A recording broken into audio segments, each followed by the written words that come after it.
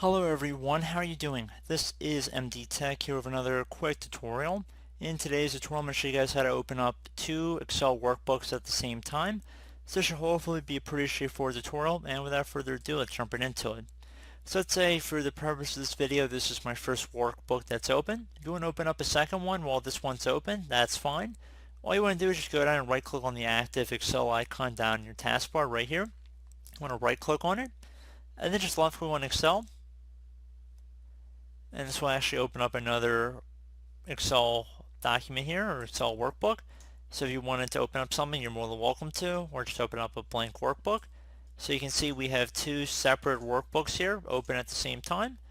So I do hope this brief tutorial was able to help you guys out. And as always, thank you for watching, and I do look forward to catching you all in the next tutorial. Goodbye.